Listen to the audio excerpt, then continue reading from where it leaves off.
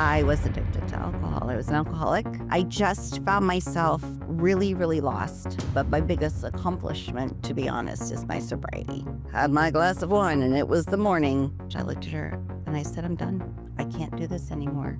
You may or may not know that your whole life does change. A lot of people don't want to walk away. And now I can say, I can never imagine going back to drinking. So I help women get unstuck, rediscover new joys in their life. There was no joy. I just was existing. Hi, I'm Richard Tylen. Welcome to another episode of Inspiring Business Leaders. Today, I'm joined by Lisa Hart Anderson of Heart to Heart Coaching. Welcome to the show, Lisa. Hi, and thanks. Thanks for having me. I appreciate it. Yeah, absolutely. And we connected on social media. I know. Who would have thought? I mean, these days, connecting on social media, maybe it's not as unusual as we think. No, and to be honest, before I was really on social media, people were talking about their online community and this and that. I was like, what do you mean online community? Oh, I get it. Yeah. I get it now.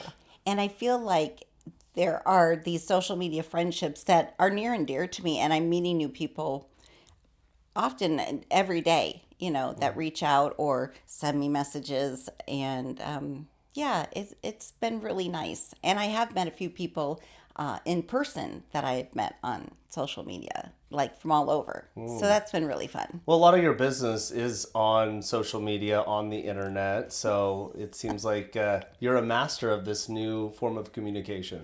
Oh, yeah, no, I don't think I'm a master at anything, but hey, fake it till you make it. Yeah, right? exactly. Yeah, we were talking about that. So why don't you talk to me a little bit more? You've been featured on MSN, and on some other big news channels for the life coaching you're doing for women.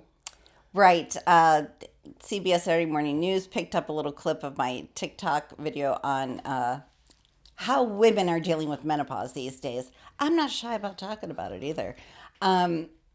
Yeah, and I've had a lot of kind of people be interested in what I do and how I show up, which is really nice. And I have been on several podcasts and all have been very different. And yeah, I don't mind, and I actually enjoy talking about the story of my life, especially in the last 15 years.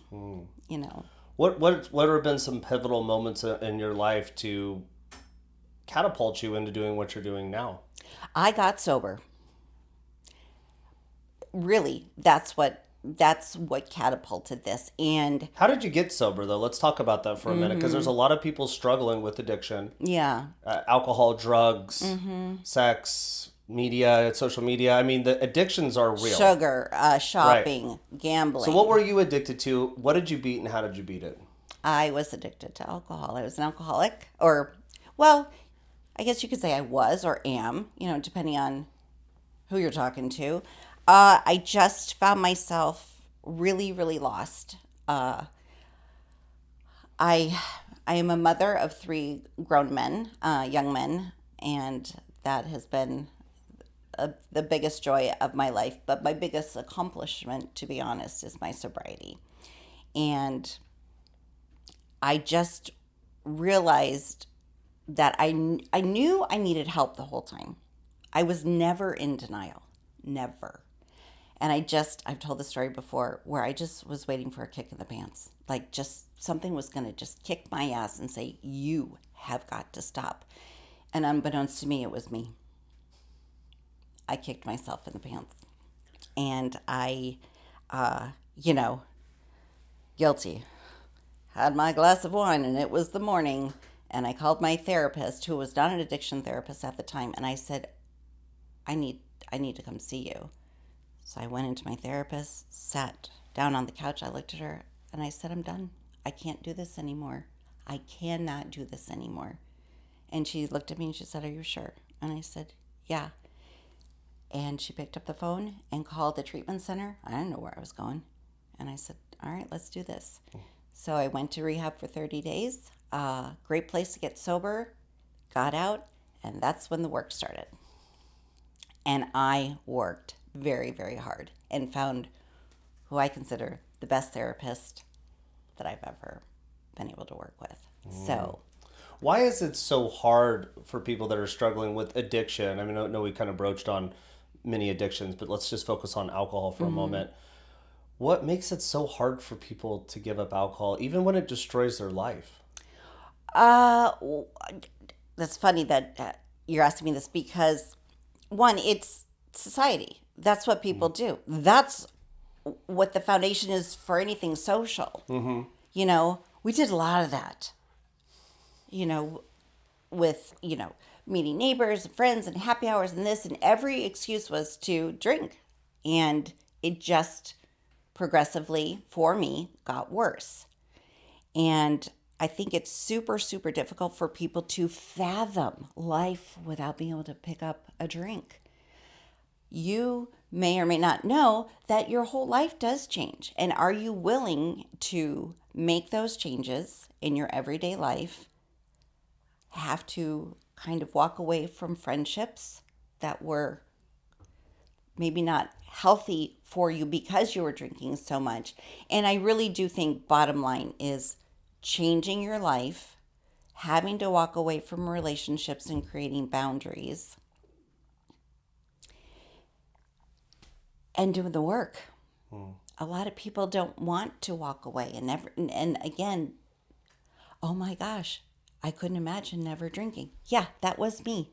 And now I can say I can never imagine going back to drinking ever. Yeah, yeah, absolutely. I mean, I have 19 years sober without a sip myself. And I know Hello. personally how beautiful life is without alcohol because I struggled too. And I went through those quitting motions a couple times when I was 23, 24, 25.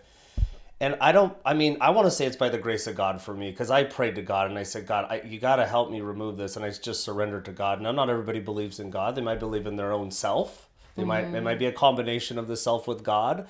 It might be AA and going to get a sponsor. But for whatever reason, I think that it was one of the hardest things I've ever done. The first beginning bit was, and then it got easier. Then it got easier, and I was like, oh my gosh, like this is amazing. I want to switch gears back to your coaching. Sure. So how did you start coaching and why and who do you coach? That's a great question. Why? Why did I start coaching? Because people have told me that they feel very comfortable sharing their stories with me. We're talking about strangers or friends. I'm a safe space with the energy that I give. I come across and I hope to be a very non-judgmental person. Look, being in recovery, you've heard it all or you've done it all. There's no place for judgment. And I really do my best to listen with compassion and care and with my heart, you know. And the people that I coach are people that have been sober for a little bit but are just kind of like, this is getting harder for some reason because healing is not linear. We do vroom. Yeah. I'm like, oh yeah, no, I was on a great ride. What the hell is happening? Oh, that's happening. Life. And I really like to work with women also who are kind of not sure what to do with their life after the kids leave. And I've worked with younger women as well who are struggling with trying to find the direction that they want to be on. But because of my age and I'm in my late 50s, I realized that life isn't over. It's actually just beginning. It just looks different.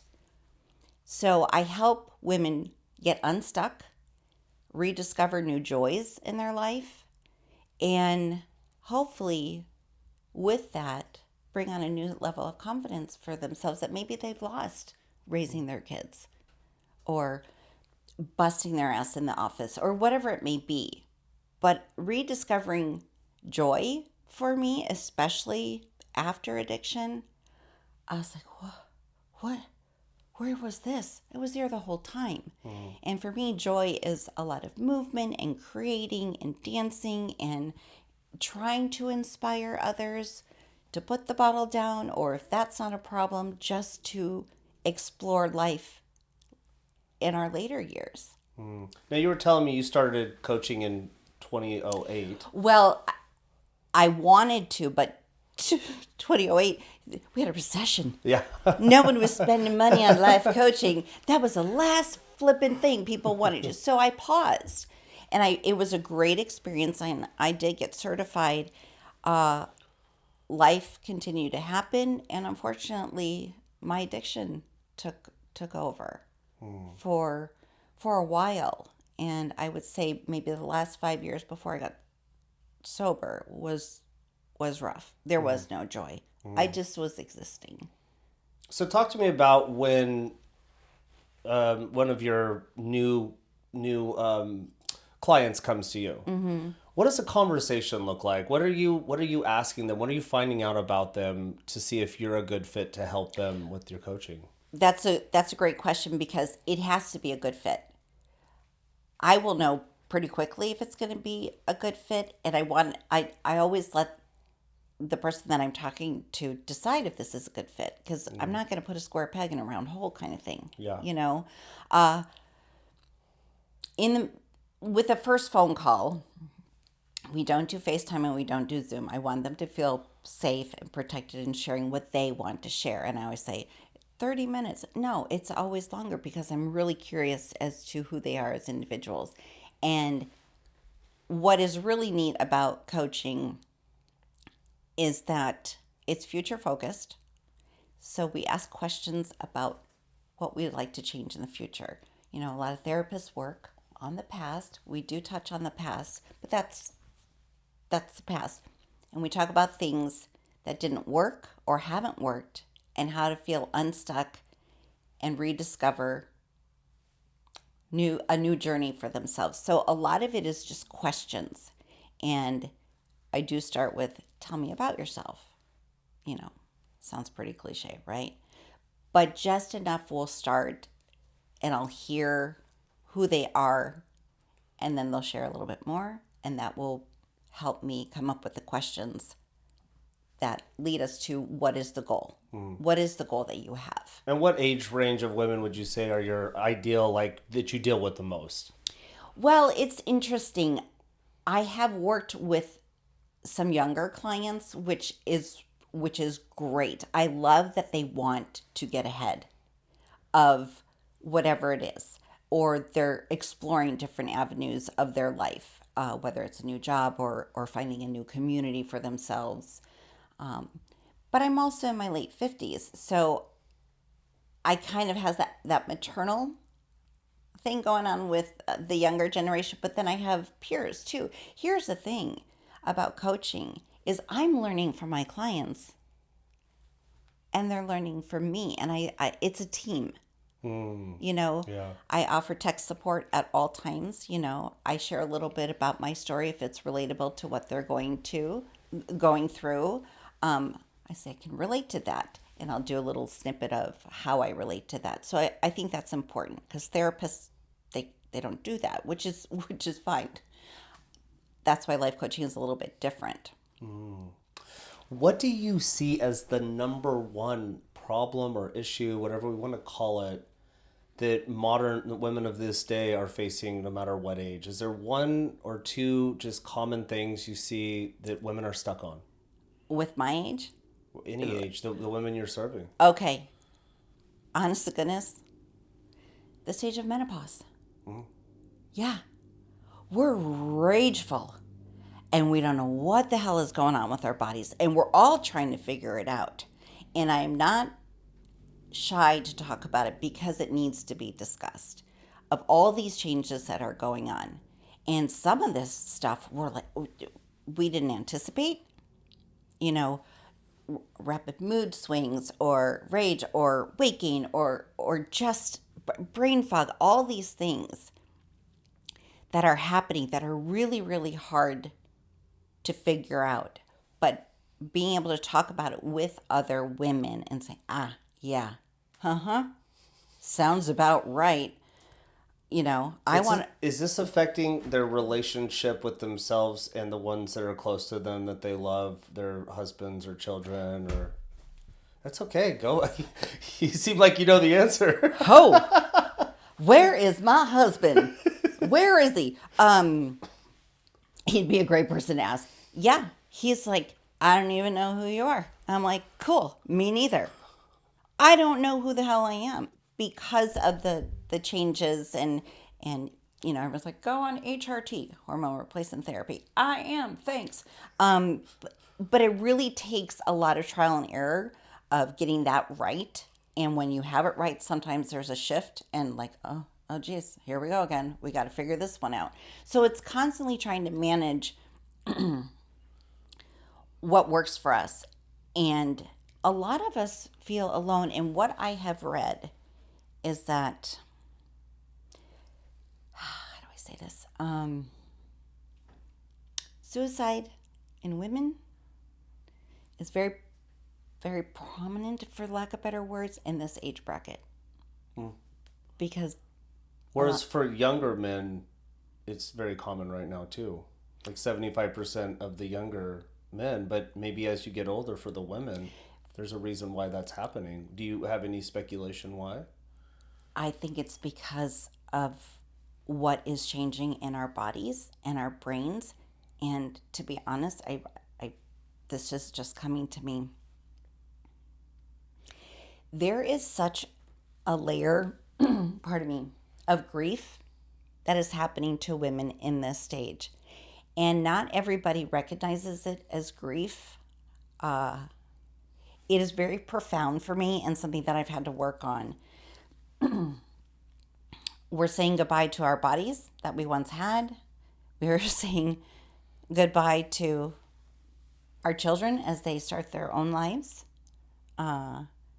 We're saying goodbye to who we once were and having to accept that we have limitations, perhaps, but we also have things to explore too. So, grief is big. And for me, because I've had so many surgeries on my body, the grief I have for my body not being able to do what it used to do is probably up there the highest. Is there pressure on women as the kids leave and the menopause sets in and the body is Changing. the body's changing?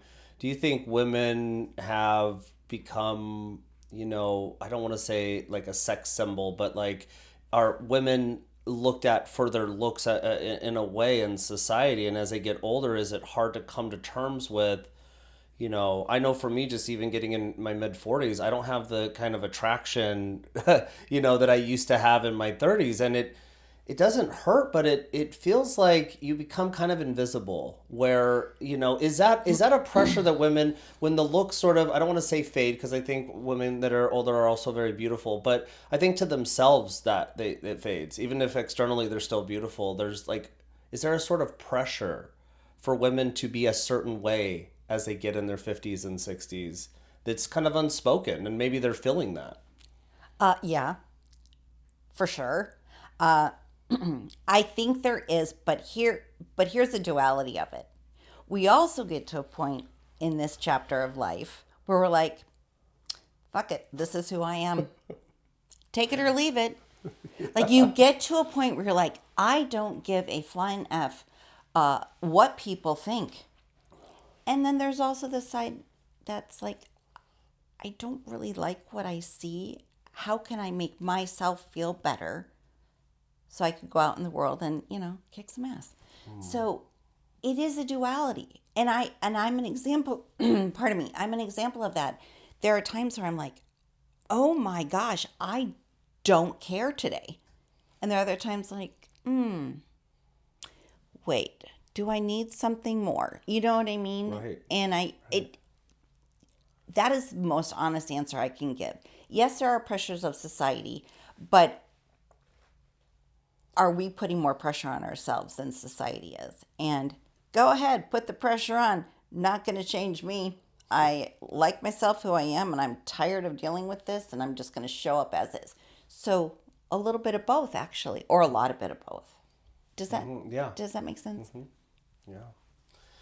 So you have a lot of men around you. You have a husband and your three sons. Do they still live at home or? No. they're gone? My eldest is expecting his first in like 10 days. Oh my gosh. So Congratulations. thank you. Another boy, because that's what the Andersons do. They just make boys, and it goes on and on and on. I am not joking. And my youngest is actually getting married this October. Wow. And my middle is single and doing his thing. Nice. Yeah.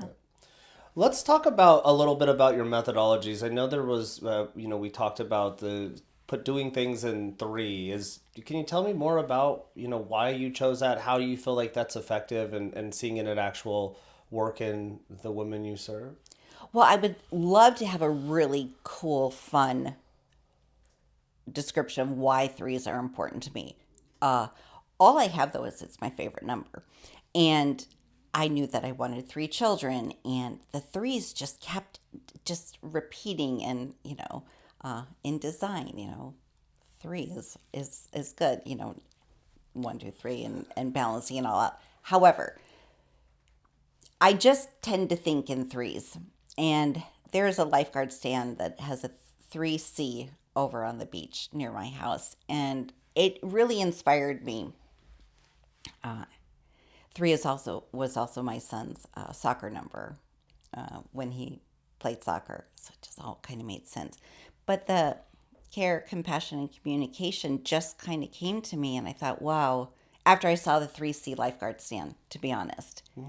And communication is the foundation of everything. And we had talked about that. I don't think communication is just words. It's how you look at someone and how you position yourself and how you can give off energy that maybe you don't even know you're giving off as being safe and comforting. And that's kind of where the 3Cs came up. It was honestly, it was very random. I put my sand on my shoe, or put my phone on my shoe in the sand, and just took a picture of myself in front of the 3Cs, and that's what got it going. What are the three C's? Communication, care, and compassion. Communication, care, and compassion. In any order. Yeah. Nice. I'm a very compassionate person. I think that you can learn compassion. I'm extremely empathetic. I don't think that can be taught. I think you're just kind of born with it. And if you have a really traumatic childhood, it might just be a free invitation to empathy. I feel that because I had Right? a tough childhood and I have a lot of empathy. Yeah. It was almost like some sort of celestial divine gift in a way. I think, childhood can be tough for even privileged people that have a rich family. I mean, childhood's traumatic for most of us, I would say. Yeah. You Not rich, ever. We're poor. But I do think that when you go through a lot of trauma, empathy just kind of coincides with it as we get older, and you can look at the world and people differently. And after I got sober, I did see everything differently, relationships differently, people differently, people, places, and things. And with all the work that I've done with my therapist and having this clarity, my ability to communicate has never been terrible. It's just gotten enhanced, and I think it's a gift. It's also a burden sometimes to have empathy, because if we don't know how to balance taking on other people's energies and feelings and needs and wants, we can feel very heavy with that. And how do you hear a lot of trauma? I do. And how do you exhaust that? Like, what do you do when you hear about abuse and it just stings your heart a little bit, and you feel for this person, and you know that there's hope for them, but you know that this is a tough situation? Do you deal with that a lot? I do. In all honesty, some days are easier than others. I talk to my therapist a lot. Been working with her for 7.5 years straight, and I ask her the same thing. I said, "How do you do this? How do you do this all day? Yeah. You're a mom, like how?" And she said, "It takes practice, and you learn." And to be honest, some days I'm like, okay, I can hold space for this person. This story breaks my heart. And then I've got to rally. And some days I, I, I isolate because I need to find time to recharge and in a healthy way. Does it ever affect you in your personal life? Let's say you heard a tough story and you're just emotionally reeling, and then husband says something a little off color to you, and son says something, or friend says something. Does it ever trigger you? Like, do you think you keep some of these stories inside, and there's ever moments where they would trigger you if something doesn't go quite how you expected it, or Well, I'm human. yeah, Sure. Without,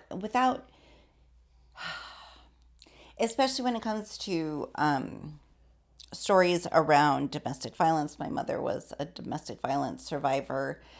Those are triggering. I know what to do with them, but I might perhaps be a little bit more snappy or bitey with my husband, who is nowhere near anyone to worry about in that department, you know. yeah. He's a very kind, level-headed, very, very kind, good man.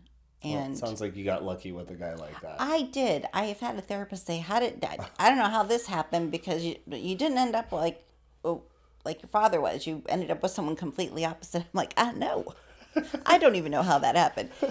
And he kept me. Yeah. He didn't walk away, you know, because that was a big fear too.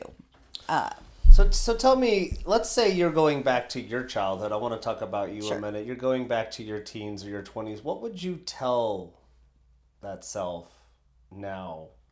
The wisdom you've gained now. What would you tell yourself in your 20s that you gain now if you were to go back then and relive that? Don't drink would be to start. Try and find other ways to have fun. But before I completely answer that question, I want to do a shout out to the younger generation. They are learning things now that I am learning that a lot of us are learning later in life.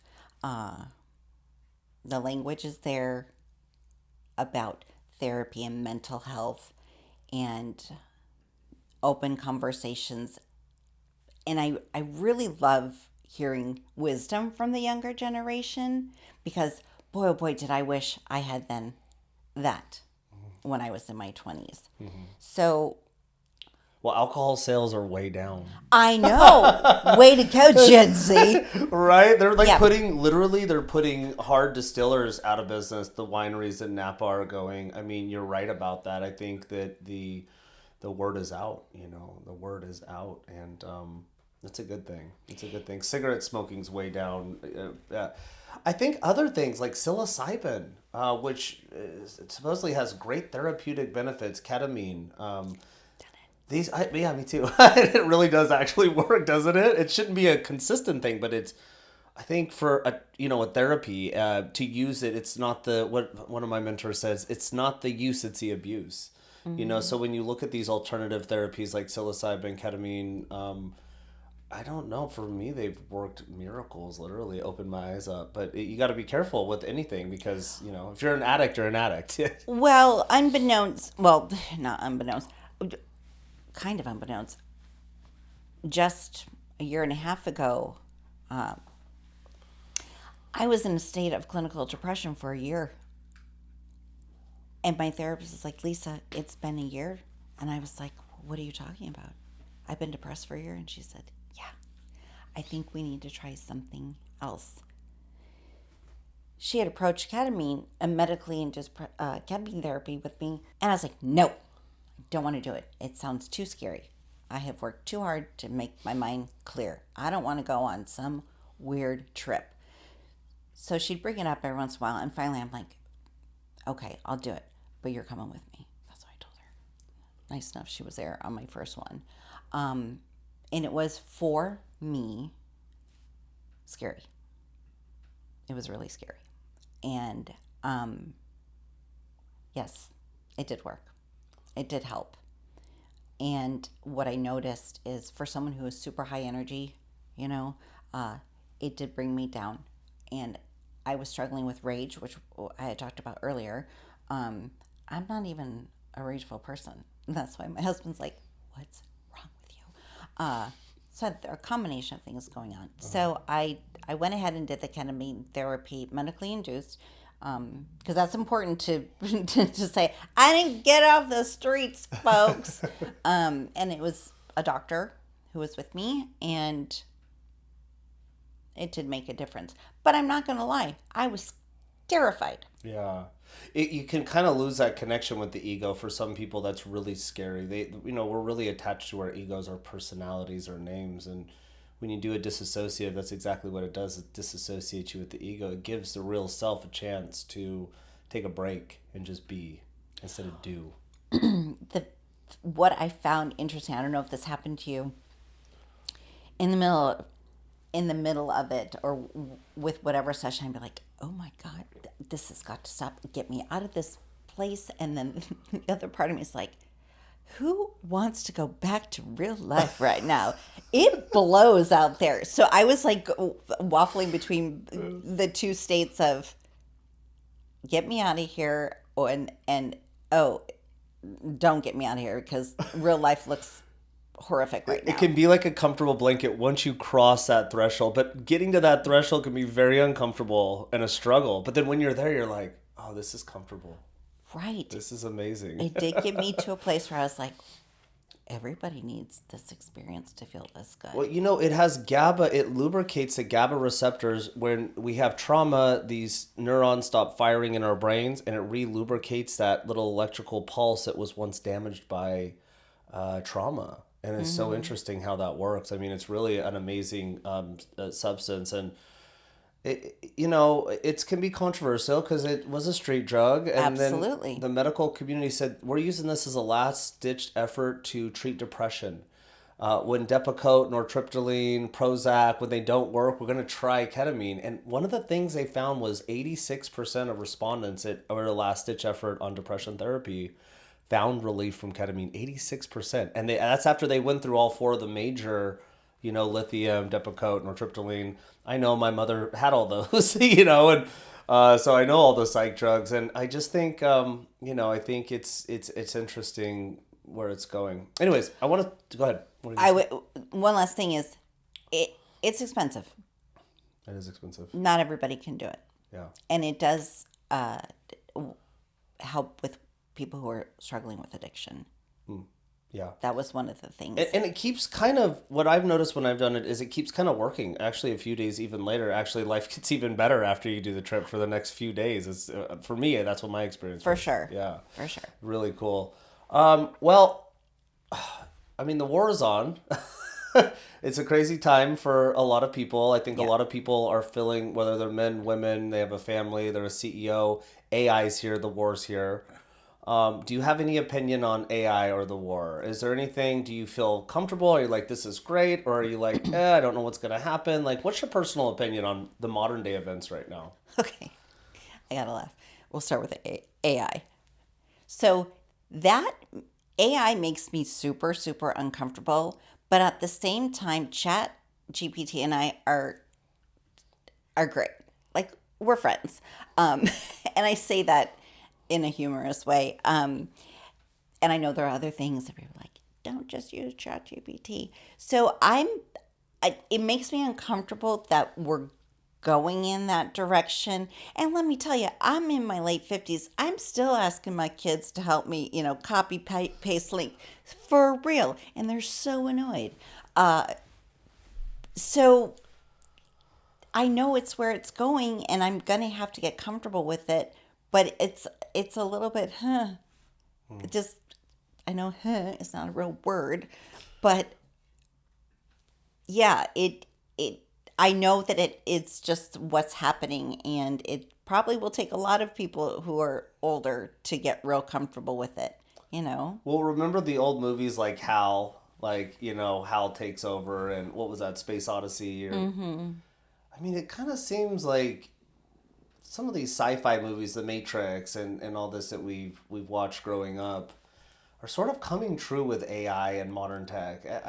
I don't know about you, but I do like it and I do use it, but there's also something intuitively in me that's like, I don't know. I don't know how good this is for us. It's Exact. helping me. I'm not going to say it's not helping me, but We're so on the same page with that. Yeah. intuitively, I'm like, this is very dangerous too. And one of the things that I really got to think about is it makes us, and I don't want to say this, I don't want to hurt anybody's feelings, but AI can make us selfish. Like, oh, I don't need a copywriter anymore. I don't need a photographer anymore. I don't need a marketing assistant anymore. I can just go to ChatGPT for all this. Yeah, for And it sure. makes us very selfish. And, in my spiritual belief, selfishness is the root of all evil. Like, true selfishness, being a selfish person is the worst thing you can do. It makes you miserable and you don't want to help others. And so it's creating a very, I can do it all. I don't need other people thing. And the romantic, you want to hear something crazy? I talked to a woman who deals with high school students a lot, and she said the amount of intimate relationships going on now between high school students and AI is insane. I think that's a little worrying. We already have a problem with people getting married and have kids. The high school students developing these intimate relationships with AI, and what about when the robots come out? Are they just going to date their AI robot instead of real humans? And this is not far off. This is not science fiction anymore. No, and I'm hearing you. I'm hearing you because I use chat more for social media prompts and, uh, or just helping me maybe condense a paragraph or something like that. But because I've been doing that so much, it's freaky how much this AI thing knows me and the things that come out. And thank God he has a sense of humor, or she has a sense of humor. It's almost unnerving. So I understand, and I will keep it in its place. But one, I am here to support small businesses. I still want to interact with people. Uh, Human connection is really, really important for survival. And it's not all that great. Like, I put something in there and it gives me good guardrails or an outline. But then I read a little deeper. I'm like, that was okay. I still need to revise it. Oh, right. And I maybe, still need to revise it. oh, for sure. Like there are times where something will come up and I'm like, oh, I'll just take this, omit this word and put maybe a Lisa word in there. So I use it sparingly. It's just a little bit creepy what comes up and how they're knowing, not knowing, but projecting that they know you. I don't know even that's the right word. It's just I'm with you on that with the AI and with the war. So we're going to talk politics, huh? I want to be careful. Wait. You want to be careful. Who am I talking to? Never mind. Forget being careful. Okay. Come on, Lisa. You don't want to be careful. Well, here's the thing. I'm just kidding. I mean, I'm a Democrat. My family is a Democratic family. And I was not so intensely focused on politics until this last administration. Again, use your words wisely. Politics was never shoved down our throats as kids by my mom, who is a feminist, or who was a feminist. And like my big brother said, mom was a feminist before feminism was a thing. And again, she never shoved politics down my throat, but she was an example. And a very, very positive example, especially for my eldest son, who is in the political arena, who's a lobbyist. And their connection around politics and my husband's connection with my mom around politics just was really incredible to see. And I just didn't feel educated enough to contribute too much about the conversation. And also I was drinking a ton, so like what would I have to offer? I mean, seriously, so I would just sit and watch with my glass of wine. Honest to gosh truth. So when I see what's happening, a lot of it has to do with how women are being perceived or how they're treated. That was first and foremost as to why I voted the way that I did. I thought that women were not being respected in a way that I believe we all should be. Well, when the e-files came out, you know what I mean? Yeah. I saw people on all sides of the aisle, middle, high, low, right, left. Everybody's, it seems that we know, has some part in some sinister plot. And we haven't uncovered it all the way. Do you feel that that's odd that we have this information? We basically have proof Yeah. of people doing things via email and photos. And do you think that that affects women? I mean, how much have that affected women? And we have this evidence. Shouldn't we be taking people to court over this? And that's where I get real elevated. Yes. I get super. Go tell me. Well, I could say that I have had essay experiences in my childhood, and it's triggering. And the fact that women aren't believed over someone who's dead, Epstein, like, huh? But the biggest thing that I am realizing is how global this is. Holy shit. It's worldwide. And it's been going on forever.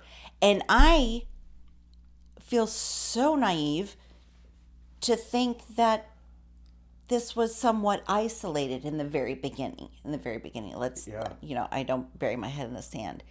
And I think that there are women that are just angry as all get out, as we should be.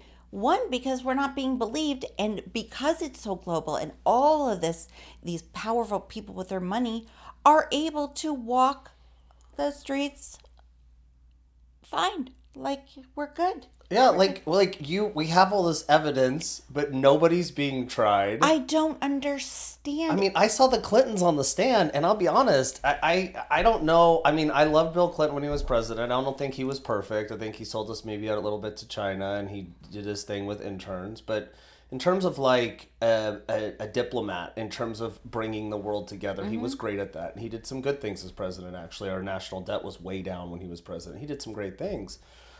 But I don't know about you, if you watched Hillary and Bill on the stand, but why did they put them on the stand and nobody else? Isn't that funny? You're just going to put the Clintons on? There's like thousands of people on this file and you just put them on. I mean, shouldn't there be... This should be the biggest mass trial that we've ever seen in the history of the planet. Should be. Why? And people should be tried and put in jail. I don't care if you're a former president, today's president. I don't care if you're... It's like... if you're in the files and you did this horrific things to these... it's really hard for me to articulate because I find that I'm at a loss for words at how extremely awful this is. Why did they put the Clintons on the stand? I don't know. Deflection. Let's pick a very powerful president at one point, and let's him and his wife. Let's do that. It's all deflection. Yeah. Why are these horrible acts not being punished? Why are these people walking freely? It's because of power and money. And because it's global. This is not just, here in the States. That was knee buckling for me. It still is. It's still going on. It's still going on. What's the resolution here? It's almost evil. I mean, that's the only way I can describe taking advantage of young children. I mean, it's baffling to me. Okay, who's your favorite Democrat right now? Who would you like to see heading? Who's the voice of the Democrat Party right now, in your opinion? Oh, I'm getting a shit for this. I know, I'm pausing. No one is perfect. No one is going to get everything right. I'm going to get hate for this. Newsom seems like he's on a path. What do you like about his policy that you think he's going to do a good job? No, well, I mean, come on. he was standing up to Trump. That was enough for me. Oh, the knee pad joke at Well, the no, UN? just that he's just standing up for him. I But they were friends at the beginning, well, and then the relationship just took a southern turn, and now they're on the South Pole right now. It seems like. to be honest, I still don't think we're ready. But If Bernie was younger, now let me just throw Bernie in there because I love Bernie Sanders, and I'm such a moderate independent myself, and I feel he is actually an independent. I believe Bernie Sanders. The party's registered too. I think What do you think Buttigieg about is hi- good. Pete Buttigieg. Well, but what do you think about him saying, "Hey, the rich need to pay their fair share in order to make the society better for all"? Maybe not just in America, but maybe in the world in general. I mean, is this wealth gap creating problems? And is maybe Bernie Sanders right about the rich getting richer and the poor getting poorer? Well, I would think so. Isn't that what is happening? Well, why wasn't he nominated as the Democratic lead? You know, how many times did he run? And he didn't. I thought his message resonated with all of us that aren't a billionaire. Maybe because I don't know. It's like asking me, why do you think Kamala didn't win? Which, holy hell, I hope I'm still alive when there is a female in office. I wanted that so badly. One, for my mom, who had passed. I wanted this so badly. Were we ready? Apparently not. But because I'm somewhat of a feminist, not a man hater, and about women empowerment, I just wanted to see her in office. And like I said, I think she won, but it didn't turn out that way. So men have been doing this the whole time, and look where we are now. Can we just get a female in office and see how we can turn this shit around? Well, let me ask you: is there anything Trump could do to win you over? No, No. not Okay. one, Nothing. not Nothing. one Okay. thing. All right. And most of it is I put this because of how he was treating women prior to being in office, how he was treating special needs, how he treats journalists, and obviously everything in the Epstein files. I'm taking politics out of it as to why nothing he could do is right, because who he is as a person, in my opinion, was proven to us before he was elected by all this. And again, it really has to do with the treatment of women and how disgusting it is. So, no. Okay. That's fair. That's fair. I mean, some people would just there's nothing, and some people there's such. I think the issue is we're playing such partisan politics, and I've been on all sides. I've been on the left, the right, and now I choose to be in the middle and just judge on policy. But there is a lot of angry people right now. Very. And maybe they have some right to be angry. Maybe some of it is unjust. I don't know. But I just I feel the tension, So It's everywhere. it's like a rubber band, like ready to snap. It's really everywhere. Yeah. I mean, you'll be in the elevator, small talk politics come up. Uber driver comes up. Everywhere you go, and you can't. It's like it's in the air, and honestly, we are all trying really hard to act like things are normal, and there is absolutely fucking nothing normal that's going on right now. But we're trying to put our, one foot in front of the other. I have neighbors with small children. They're doing their thing, and I said, "How are you doing this? How are you going on as things are normal?" And the answer is we have to. Yeah, And that's true. I give a lot of credit, especially to the young families out there that are navigating this world right now. I can sit here in a podcast and swear like a sailor about how pissed off I am. And, I am a white, married, out of birthing years, privileged woman. But you still have problems. I absolutely have problems.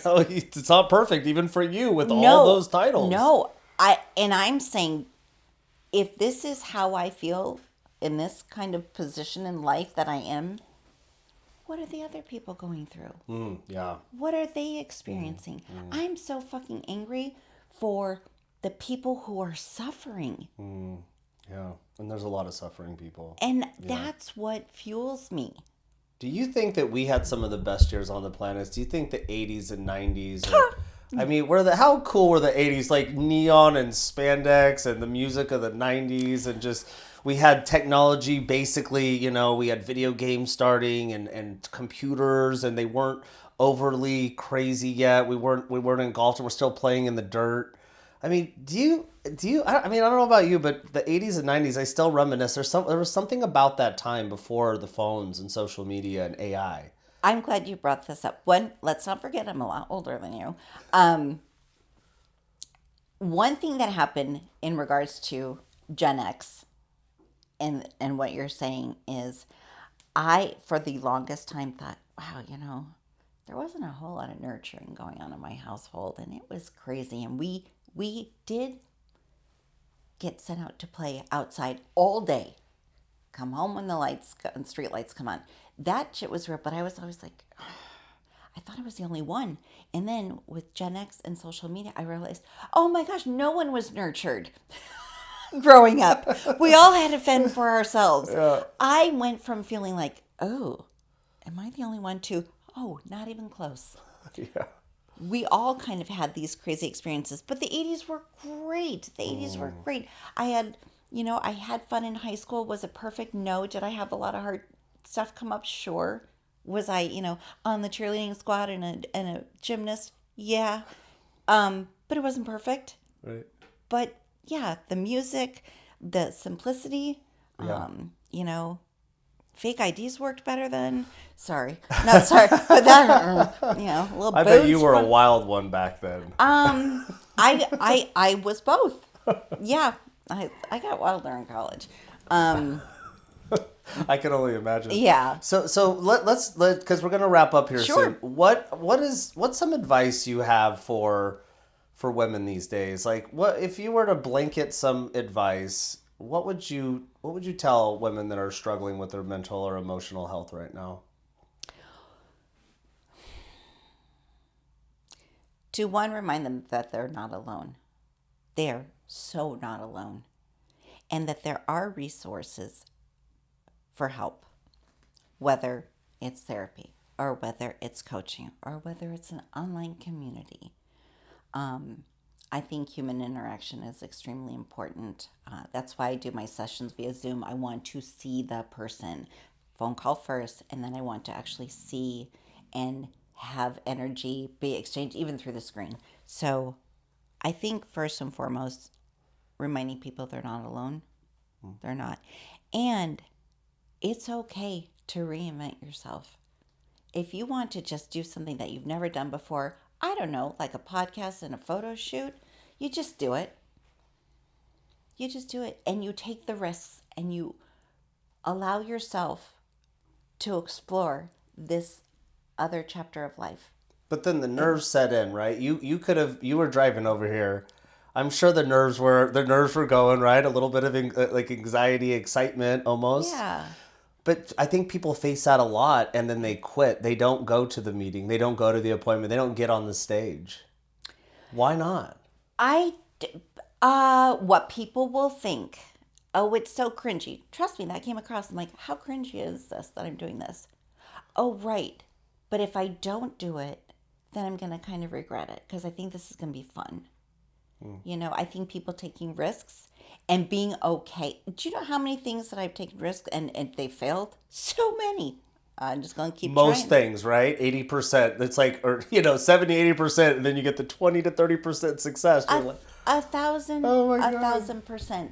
So I think that taking risks and saying yes more than saying no to things and new experiences. take those chances, baby. Take those You chances. you only got one shot. You're sitting on the sidelines. You got to go. So, rapid fire questions. These are short. These are fun. Just short rapid fire. If you want to talk more about it, we do have a little bit of time. Morning routine or a non-negotiable habit that you have. Oh gosh. Okay. Morning routine, coffee. No, that absolutely have to have a cup of coffee.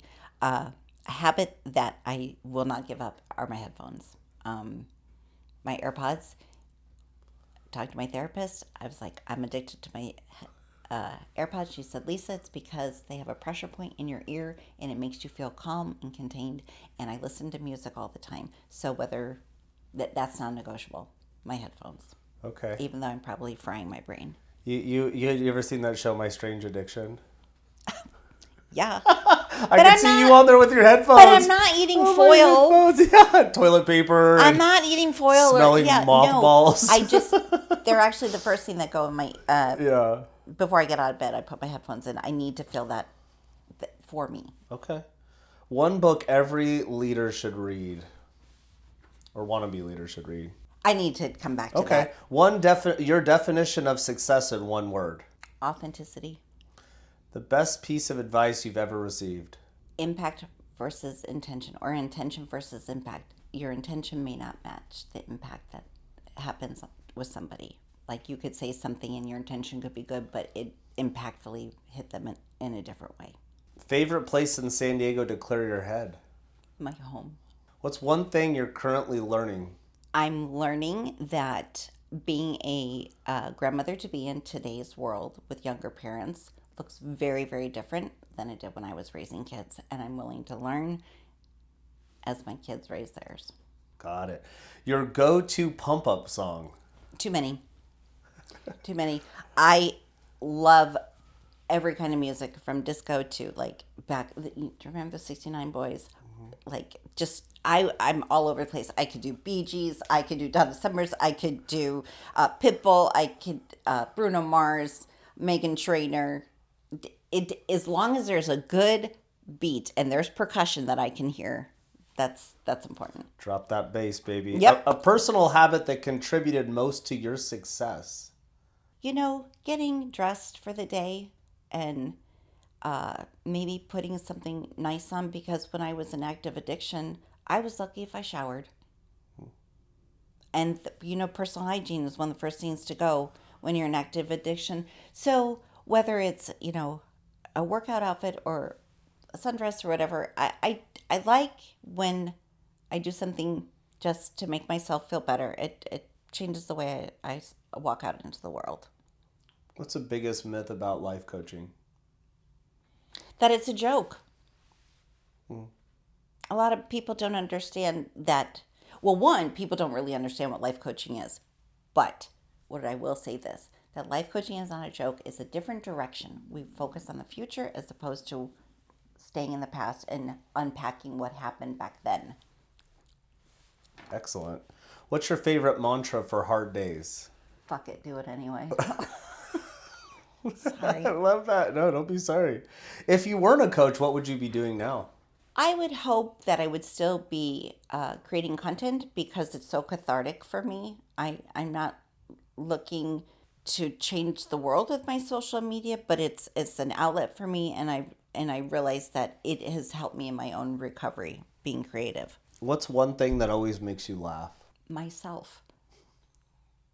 I'm ridiculous. I am. And I think if I make other people laugh, that makes me laugh too. And I'm feral. I'm poised. I'm feral. Who knows who's going to show. I make myself laugh because some of the shit that I do, I'm like, who do you think you are? You're going to be 59 this year. You don't seem like you're going to be 59 this year. Thanks. I see such a youthful, timeless spirit in you, honestly. What's your superpower? The ability to make people feel comfortable with me, who are with me. I think that's my superpower. And then the final word, what do you want your legacy to be? I want my legacy to be, again, that I was a safe place for people. But I think that I'm an old soul with a young heart, a youthful spirit, per se. That's, I could say a mother of 3 boys and grandmas. And I really want to be remembered of, that I have worked really hard with my confidence and just putting myself out there, as cringy as it is to family and friends who are like, ugh, her again. I keep doing it, not to piss anybody off, but to prove that even being cringe is okay. Because I'm, you know, trust me, my kids are horrified that I'm on social media. They think I'm so ridiculous. So I do it anyway. Boy. I don't know I if that love was it. really a good No, answer. that was a I don't great know if that answer. was a good answer. No, that was a no. Are you kidding? It was perfect. But I want to thank you for being on the show. Go ahead and let people know. We learned a lot today about you, but about life in general. Taking risk, being yourself. Going for it, even if you don't have it all, but believing in yourself to be the best version of you. Getting sober. Practicing things in 3, keeping it simple. I mean, I learned so many great things from you today. I appreciate you being on the show. Thanks for having me. Lisa, why don't you tell our audience where they can find you on social media? Well, I am on Instagram and on TikTok. I have a bigger following on TikTok. Heart to Heart Coach. So it's HART, the number 2, HEART Coach. On both. Awesome. Well, I hope to have you on again, and I am looking forward to our shoot coming up here. Thanks. So let's get going. Okay. Thank you so much. Yeah, I appreciate you, Lisa. I appreciate you as well. Join us next time. Thanks for Check out my website. Yeah, check her out. She's amazing. All right. Bye-bye.